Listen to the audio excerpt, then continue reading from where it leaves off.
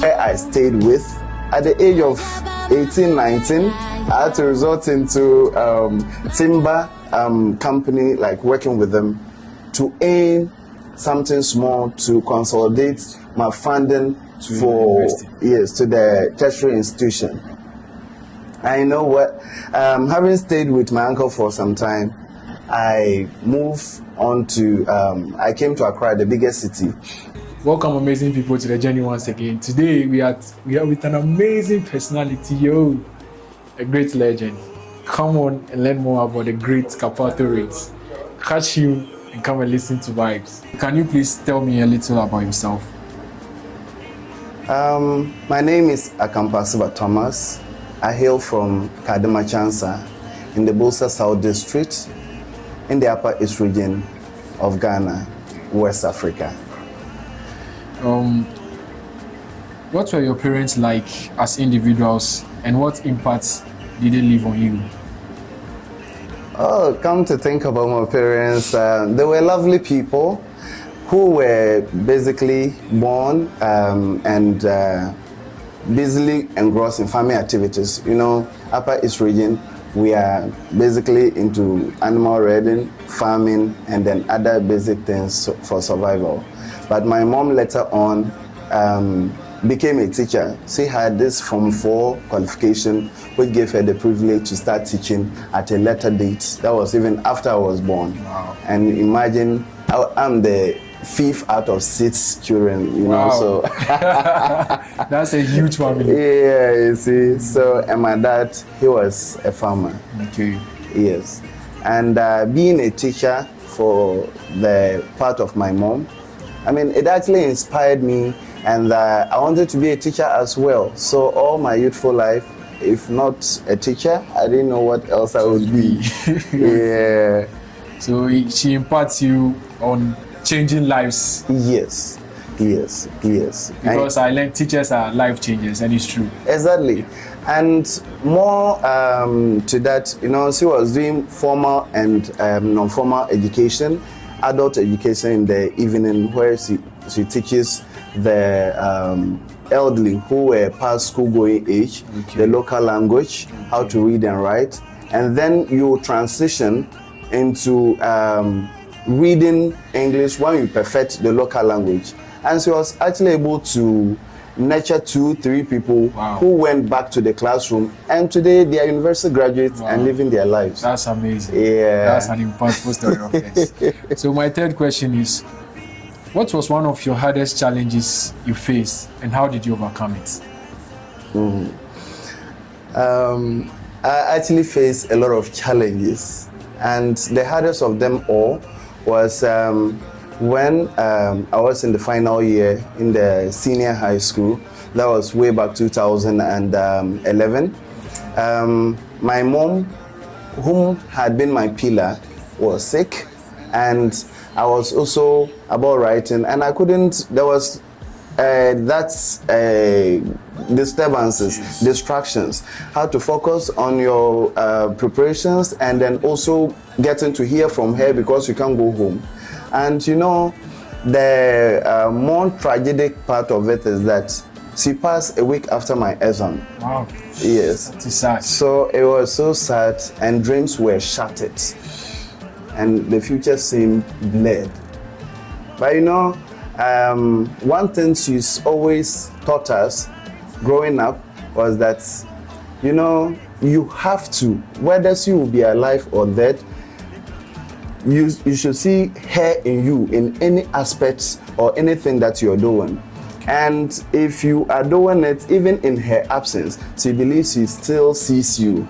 So because of that, I was like, well, mom is no more. My results are good. I can go to the university. Who is going to pay? Nobody. So I had to leave the house, go to an uncle in the regional capital, which is Bolgatanga, Uncle Joe precisely, where I stayed with. At the age of 18, 19, I had to resort into timber company, like working with them to earn something small to consolidate my funding to the tertiary institution. I know what, having stayed with my uncle for some time, I moved on to, I came to Accra, the biggest city, to an extended family brother who took me as his biological brother. And from there, every work, that you can do legitimately to make money, He taught you. I did. From security to construction to cleaning to weeding, I did all that. And within the space of 2 years, I got admission. I met a good person who inspired me, Madam Mary. She was a tutor at Bolga Nurses Training College. She inspired me. Your results are good. What are you doing here? If you get little money, it is just about starting. When you start, people will come in. Yeah. Nobody would trigger you to start if you don't have that intrinsic motivation factor to start up something. So I started and then became a better version that my mom always wanted. Yeah. That's great. Yeah. That is really, really amazing. So, what achievements are you proudest of, and why did they mean so much to you? You see, talking about achievement, I think I have a whole lot of achievements at this my age. Even getting to the tertiary institution alone was the biggest milestone achieved. Yes, because people in the community were wondering, the Nurses Training College, they paid so much money. Your dad doesn't have money, although he loves me to the earth, like with everything that he had. But his little cannot support me to the tertiary institution. You get it? So, but having worked myself out and gotten money with a little support from my dad, I've been able to achieve that dream of making my parents proud by becoming a professional registered nurse in Ghana. Wow. And not that, just that as such, as part of our family, music is our thing. We sing, we dance from childhood at programs and more. And it's always been part of me to see people, like when I see people performing, singing, and I'm like, hey, so when can I also perform for people to watch? So right after Nurses Training College, I took it upon myself, having been inspired by Let It Shine, that movie, I don't know whether you watched it before, Let It Shine, where we have young talent coming to do music, contests, and then more. So I got this song from them, Don't Run Away, by James William Tyler. Okay. Yeah, so I picked that song, did a mixtape with it, and the song was a blast. You're an artist here. So I'm an artist, I'm a nurse. So it's a big achievement I am so much proud of, and I feel it's impactful, you know. That's really, really great. Yeah. So my fifth question is, how do you stay motivated when things get tough? You see, there are so many factors I look back at. I just have to look back at yesterday, look back at where I'm coming from, look at how I started. Okay. And one part of me always tells me that, you see, the only person you're competing with is you. And the only person that can motivate you is you. So, I get motivated by looking at the bigger picture of me tomorrow. When I look at that picture, I'm like, no, if I can cross those rivers swimming, now that I have boats, what is my problem? I can easily gallop, Even oceans. That's great. That's great. So, who or what inspired you to chase your dreams? My mom. Anytime I want to talk about her, I feel like tearing, because there was no single day that she would make you feel like you are okay. You get it? Even academically. If I should make a score of 90, my mom will still have a complaint. She's a perfectionist. So, you see, don't be okay. That's what she will tell you in her own words. Don't be okay, because if among the students in this class, you are able to make a 90 score, even securing the first position. When you move out of this community and go and add up to another student from different place, would you still be the first student? You wouldn't be. So you would always have to work more and more and more.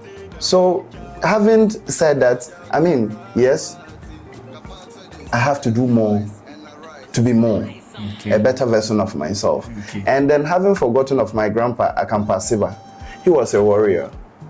And he was one of the bravest. So for him, his name alone is a blessing. Okay. And at times, people have different difficulties pronouncing it. The blessing still follows me. His prayers for us from infancy, his blessings are really opening doors. Okay. So they are my biggest inspirations. Okay. And then myself, I'm an inspiration to myself. Yeah, it's true. Yes. It's true. It's true. So simply put, what you think is your biggest is someone's beginning, or what you think like on top of another mountain is the beginning of Thank you. the next. Another. Yes. You see, so every day it becomes a different ball game. Yeah, so you have to keep going. If Thank you. there's no slowdown in life, so keep going. Else, Yeah, they'll that's bypass true. you. That's true. Yeah. So my last question in this part is, what is the most difficult decision you've made, and what was the outcome?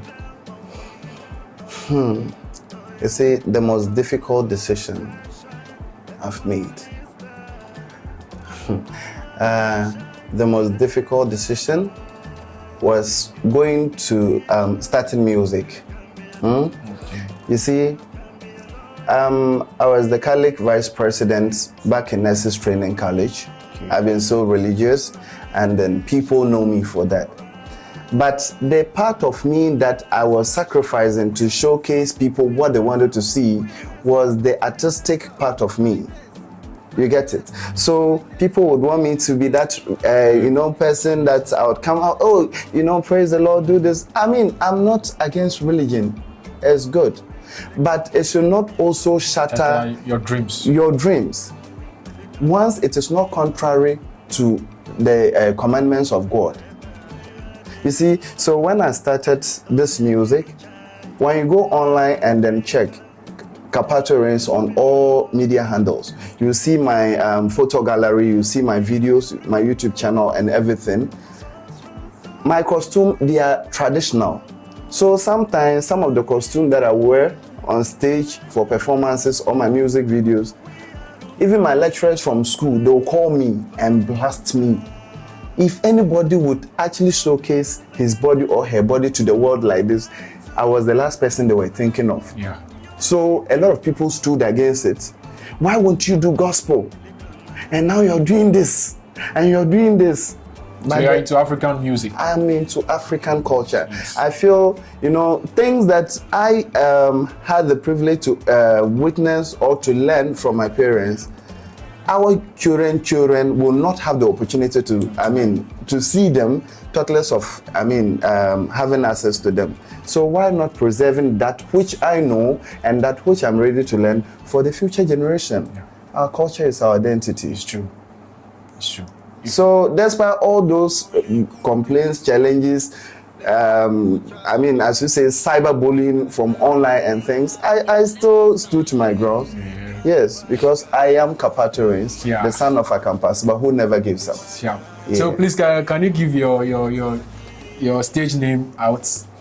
I'm known and called Kapato Rains. Spelling? Kapato is spelled K-A-P-A-T-O. Just like kings and queens reign, Okay. I also reign. Yeah. So R-E-I-G-N-S. Kapato Rains. Kapato Rains. Go and follow and listen to African culture and how dreams change. Thank you for having you on this part. We'll meet you next week on a different part. I am so grateful to be here. Thank you very much. Thank you, amazing people.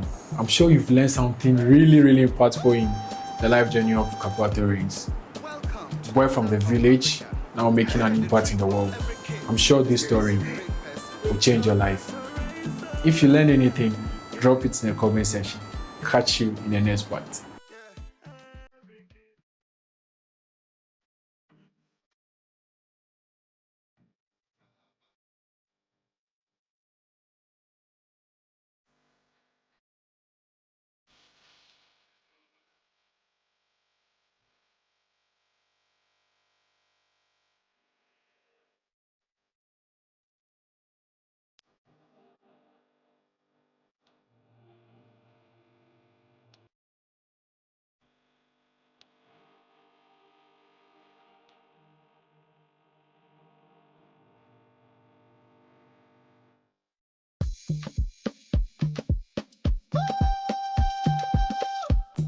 Welcome to the land of Africa, where the dream of every kid is to be a great person.